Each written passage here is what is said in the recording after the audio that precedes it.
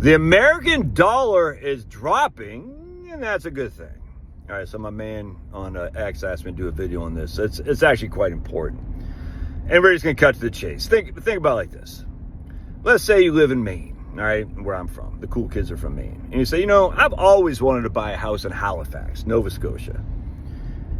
I want to live near the Gulf of Maine, but the cost of Maine for a house is $100,000 American.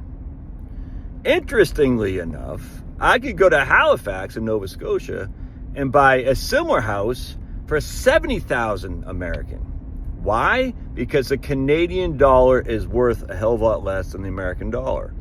So I could go to Eastport, whatever it's called, Maine, lay down $100,000 for a house on the Gulf of Maine, or I could go over to Halifax, assuming there's no barriers to entry in terms of stupid Justin Trudeau saying you can't buy a house here. Anyway, assuming I could say, look, I'm going to buy a house in Halifax. It's $70,000 American dollars. The Canadian, on the other hand, all right, for that same guy, he'll have to spend $100,000 Canadian, because the Canadian dollar is worth less than American, to buy that same house in Halifax. So the Canadian is less likely to buy a house in the United States because it costs a hell of a lot more for him to buy a house in the United States, and it's cheaper for us to buy a house in Canada. So it's cheaper for us to buy Canadian goods because the dollar is so much stronger. It's more expensive for Canadians to buy American goods because their dollar is weaker. Now that's on real estate, but the same thing happens on trade. It's more expensive for Chinese to buy American products because the dollar is so much stronger than the Chinese yuan, the yuan. But it's less expensive for us to buy Chinese products, which is one of the things that we have an issue here, why China is clobbering us when it comes to manufacturing. Because not only are they stealing our intellectual property, stealing our ideas, but they can manufacture it cheaper and sell it back to us at a hell of a lot cheaper than we'd buy from an American producer. And there's a litany of cases like this where a guy says, I'll never forget us reading this. This guy says, I manufacture a product in America, and I got to advertise the product. He said, now I can't remember what the product was, because I know that for every 10 people who want to buy my product, 7 are going to go on Amazon and buy it cheaper. And the reason it's cheaper is because it's made in China. Because the dollar buys more foreign stuff than it does domestically. It just does. It costs less to buy foreign stuff than it does domestic stuff because the dollar is stronger. So instead of spending $1 on this baseball hat, I'll spend 70 cents on this baseball hat because it's made in China and it's sold back to us with cheap Chinese dollars. Yeah. And he said, I know I'll advertise, 10 people be interested, 2 people will buy, or 3 people buy, but 7 people will buy for China. So I'm basically advertising for the Chinese ripoffs as well as my own. And he says the reason that is because of strong American dollar and the Chinese theft of intellectual property and knockoffs and whatnot. And then people want to buy cheaper stuff. It's just a fact, dude. It's just a fact. And I get it. I've done this, and I didn't even know I was doing this. I didn't even know. I mean, I'll see a thing advertised. Oh yeah, it looks pretty good. Let me see if I can't get cheaper on Amazon. I mean, I just did this like 2 years ago. Hell, probably even a year ago, until I recognized what I was doing. I said, man, that costs $300 American, or I could buy this Amazon product, $180. I said, I'm going to buy the Amazon product. Why would I buy the $300? I had no clue I was doing this until I saw this guy's video, and I said, oh, I get it now. So basically, I see the ad on Facebook, for instance. I go on to Amazon. I'll say, well, why would I buy that product for $100 so I could buy this other product for $70? It looks like the same thing. No clue the reason it's so much cheaper is because it's made in China relative to America. No clue at all. What's this guy doing? And so now that I know, I'm going to be more diligent on buying American, even if it costs more money. Now, people say, but Josh, the $100 as an opportunity cost that you spend on this one product, because you could have bought it in China and saved $30, and that $30 you could use on other stuff. That's 100% right. And guess what? That $30 is being used to buy other Chinese stuff. So not only are we putting Americans out of business because of our strong dollar and our desire to spend cheaply, we're increasing the Chinese capacity. And this is what dumping is. Dumping is they're freaking undercutting our cost. They're taking a loss because they're subsidized.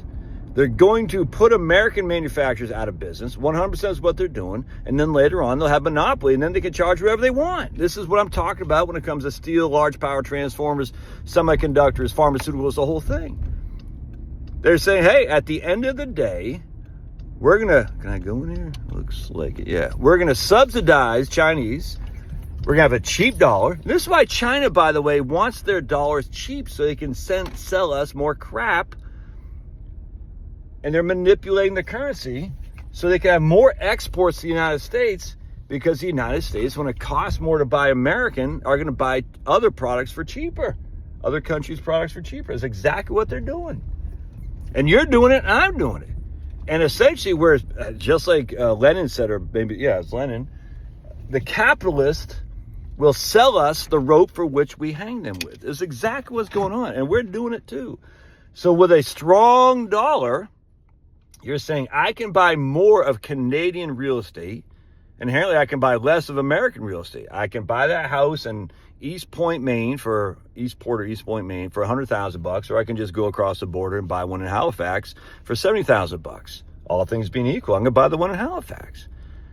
On the other hand, not only are you not buying the Eastport one in Maine, you're buying the Canadian one there. But guess what Canadians are doing? For them, they're like, I could buy a house in Halifax for $100,000 or a house in Maine for $130,000. They're not buying the house in Maine because it's too expensive, because the Canadian dollar is so cheap. And as such, what they're doing is they're saying, okay, I'm gonna buy wherever I can, or I'm not gonna buy at all. So when you're, and the same thing for exports, unless they absolutely need the product, they're not gonna pay for our strong dollar. They're just not. They're gonna say, I can buy a cheap Chinese knockoff instead, because it's cheaper. It costs me 70 cents on the dollar to buy a Chinese knockoff than what it costs to buy an American product. All things being equal. And not all things are equal. China doesn't make the stuff the quality that we make. China is basically a consumer, basically just, hey, you don't like the product, just throw it away, buy another one. It's so cheap. And the reason they're doing that is ultimately they're going to drive our manufacturing out. Look at our shipbuilding, dude. It's crazy. And then they're going to have monopoly, and then they can do whatever they want. And then we're screwed. So that's why we need a cheaper dollar. And people, by the way, will say, oh my goodness, like I was reading this one guy today, some economist, he's like, the dollar is dead. I was like, what? The dollar is still much highly valued than it was in 2004. You freaking, dude, come on. From 2003 to 2014, the dollar fell like crazy, and yet we still survived. Oh, but don't you know we had a strong dollar and the gold standard in 1960s? Yeah, and what happened after that? Then we had Nixon, because we could not keep up with the export of our gold. The ebb and flow of the dollar happens all the time. But the issue is, at some point, the ebb and flow has got to be ebbed and flowed. It can't just be one direction the whole time, because then you're going to drive your manufacturing out. You have no shipbuilding, no steel production, no pharmaceutical production, all this stuff. And then what happens? Then you're you're relying on the monopolist to give you a deal. And the monopolist says, no, we're not going to give you a deal anymore because we control you. I tell you, man, it's not a good place to be. So I hope this makes sense, but we need to get a little bit, even Trump said in his first term, and I was against this, like, we don't want to reduce the dollar, but now I see. I was ignorant. Now I'm not ignorant. I see what's going on. The Chinese are trying to kill our manufacturing, so they have monopolistic powers on all manufacturing, including shipbuilding, including weapons of ultimate production, including steel, including everything you need, pharmaceuticals, semiconductors. And then what happens then? Then we're at the reliance of their like of us, and they don't like us. Penelope says, speaking of Penelope, I don't know if I said this, but yeah, she said, well, you're really making friends here with Trump. I said, no one likes us. Europeans don't like us. Chinese don't. No one likes the United States because we're the big bullies, they think. We're not here to make friends. We're here to make people respect us. Friends we can make between you and your loved ones. Respect is what we need to make. And right now, the American has been the laughingstock for 25 years. It's disgusting. God bless.